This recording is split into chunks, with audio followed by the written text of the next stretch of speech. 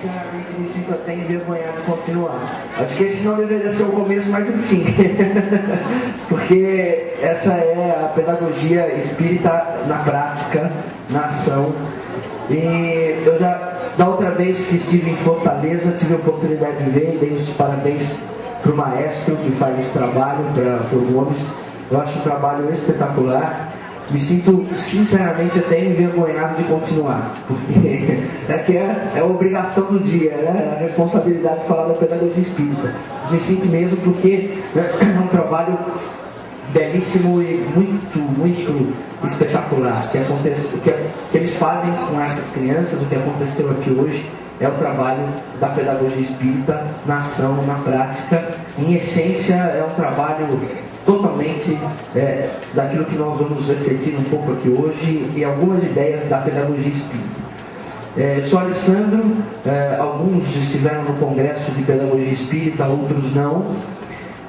Eu já estou estudando a pedagogia espírita há muitos anos, há 10 anos. Faço um trabalho intenso junto com a Dora Encontre, que escreve os livros, trabalha ardentemente pela pedagogia espírita. Nós trabalhamos ardentemente por essa proposta tão importante do espiritismo, que, na minha opinião modesta, eu acho que a grande contribuição de nós brasileiros, e eu vou tentar demonstrar isso aqui hoje, a nossa contribuição para o mundo é a contribuição da pedagogia espírita. Eu acho que a pedagogia espírita não nasceu no Brasil, como nós vamos ver, por um acaso. Nasceu no Brasil porque essa é a nossa contribuição a dar ao espiritismo.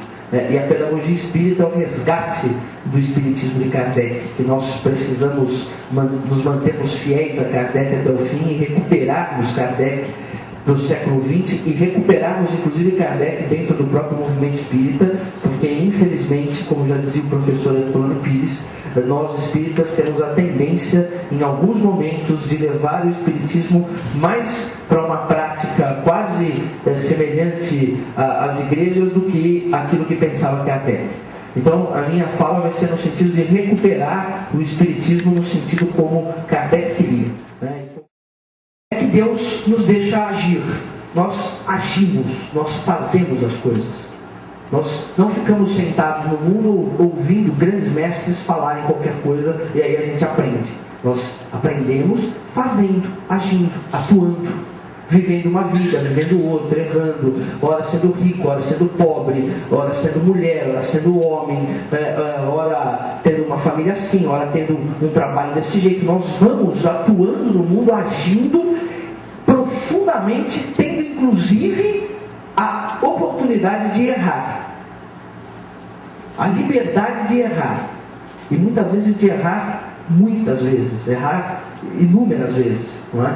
O homem tem a liberdade de fazer guerra, de matar o outro. Quer dizer, obviamente que isso é um erro, não é? Mas Deus não nos pune por isso, no sentido de punição, porque a punição é uma coisa que se coloca de fora para dentro.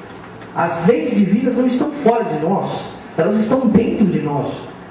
Como diziam os próprios espíritos a Kardec. Kardec pergunta, mas então onde estão escritas as leis divinas? Os espíritos respondem, na consciência.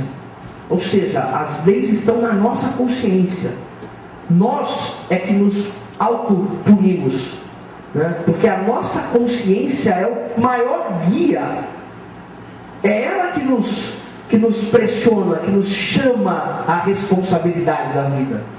Não é Deus que nos pune, mas é porque as leis da vida estão dentro de nós. Nós fazemos parte das leis de Deus, ao mesmo tempo que elas estão dentro de nós, nós também colaboramos para aplicar elas no mundo. Então, vocês vão vendo que nós temos a oportunidade de ação, de agir, de atuar no mundo. Então, o segundo princípio da pedagogia divina é a ação. Nós podemos agir e temos que agir, porque é só agindo, é só no embate da vida, passando pelas dificuldades, vencendo os problemas, nos autoeducando, é que nós vamos chegar à perfeição. Então nós só chegamos a perfeição e vamos evoluindo, agindo no mundo, atuando no mundo, vivendo no mundo. E a terceira lei. Agora, a primeira coisa que mais me chocou lá foi a presença de Eurípides Barçanufo, a vida de Eurípides Barçanufo em Sacramento, essa cidade pequenininha em Minas Gerais. Ele viveu de 1880 e morreu em 1918. Viveu 38 anos só. E para mim, aquilo que eu vinha falei para vocês, uma das características do espírito evoluído é quanto ele consegue produzir de bem num tempo curto de vida. Né? Jesus fez isso em curto tempo, produz muito mais do que nós produzimos em muitas vidas. Eurípides fez isso em 38 anos. O que ele produziu nesse curto espaço de tempo foi algo espetacular. E a presença dele viva em Sacramento. Todo mundo tem uma história para contar de Eurípides Barçanufo. Todos. Católicos, não católicos, todos o amam. Né? Todos o amam, não interessa quem seja. Amigos, inimigos, né? Ele dizia, nós temos que lutar, mas amar os nossos inimigos, mesmo na luta.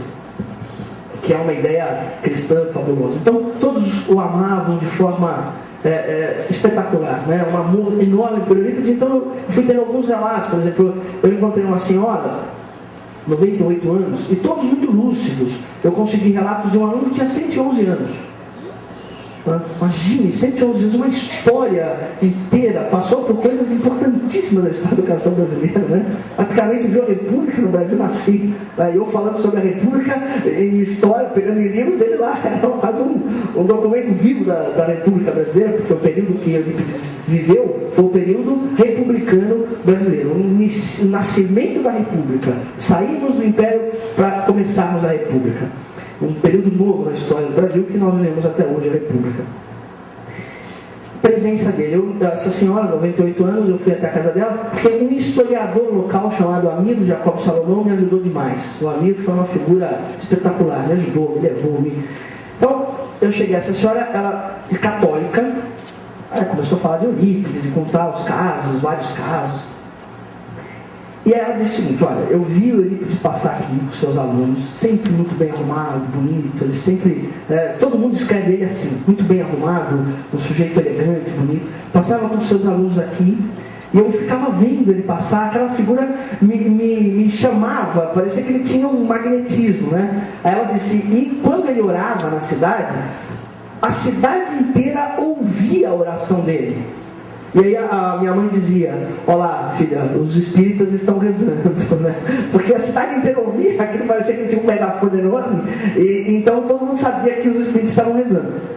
E ela falou, e eu gosto tanto dele, ela me levou no quarto dela. Ela mostrou uma imagem do Papa e uma de Eurípides. Ela falou, e quando eu preciso, eu rezo para os dois e dá certo. Eu rezo